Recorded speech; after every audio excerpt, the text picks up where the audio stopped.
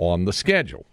And if you've got an open date on the schedule, Greg Davis, the longtime offensive coordinator for Texas, used to tell me there's such a thing as good redshirt years and bad redshirt years, and there's such a thing as good open dates and bad open dates. And if you're going well, the open date is a good thing. We're about to find out because Bowie's going well. The Bulldogs are 3-0, and it's time for our weekly coach conversation brought to you by Cedar Park Overhead Doors. Check them out on the web at cpdoors.com. Joining us on the Vaqueros Cafe hotline, the coach of those 3-0 Bowie Bulldogs is Jeff Abels. Coach, I appreciate the time. How are you today? I'm great, Craig. Thank you for your time, man. Yeah, you bet. And when you're 3-0, the open date is a good thing, right? You can heal up a guy or two, get a bump or bruise, even if you have some momentum rolling. Yeah, and it comes at a good time where, we can go back and work on some fundamentals and get back to the drawing board on things like that in every phase of the game. And then also, get some guys healthy, and get some little bumps and bruises healed up, hopefully, and also, kind of focus on schoolwork, too, for, coming into that fifth week of the 6 weeks. Coach, we talked about those three non-district opponents you played, Vista Ridge, Stony Point, Coppers Cove. All three presented different challenges to your kids, but what did you learn about your team overall through those first three games that you really like about where you're at right now? I really like just the way that they're playing so hard and playing together and playing for each other. And I think, when you have that, then you have something good going on. And the kids enjoy being around each other. They have good team chemistry. They're good guys. And like I said, when you're playing for each other and, the selfish things go away and it's all about the brotherhood of playing together, and it's a special deal. Coach Abels, I wanted to ask you about Max Barnes, and I know he didn't play last year, but it seems like he's back and better than ever. What are your thoughts on him? I like old Max. He's tough, man. He catches the ball well. He's a lot like he and Noah are really, really similar, and they don't say much. They just come to work and work hard and do what you ask them to do. They're tough runners, have good hands, and I don't think I would like to tackle either one of them. They're pretty tough runners. I'm visiting with Jeff Abels, head coach of the Bowie Bulldogs. When you say you've got guys, and I've heard you talk about this before, and I'm always interested in how coaches feel about this. When you have guys who are the quote unquote quiet leaders and lead by example, more by the words, what is the best mix, optimal mix? And I guess it depends on the roster and the specific personality of the guys that you have on a year-by-year basis. But, Jeff, when you've got guys, do you like having a good mixture of guys who don't say an awful lot, as well as the guys who can be verbal leaders, so that you don't have a locker room full of talkers or a locker room full of guys that say nothing? Well, I don't know exactly what the answer is on it because, everybody's different, and that's a good thing. There's some guys that say a few words and some that, like Max and Noah, that don't say much at all.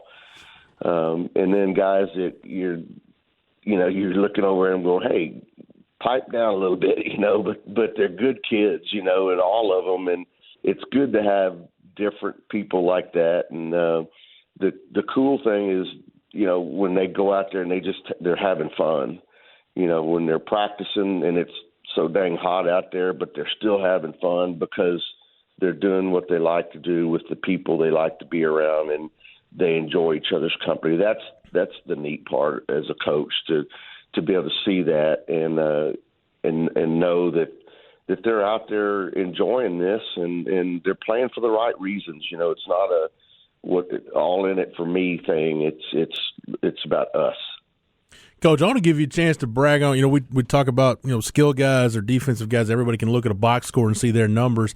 Not the same for your kids in the trenches, your offensive linemen and your defensive linemen. I want to give you a chance to brag on those kids because when y'all have been really good at Bowie, you've been really good along both lines of scrimmage. Talk about those young men standing out on your offensive line and your defensive line right now. Well, as you say, the games are won and lost with those guys. And, We have Connor McClellan at center, returning back. He started a few games for us at center last year. We had to move him around a little bit.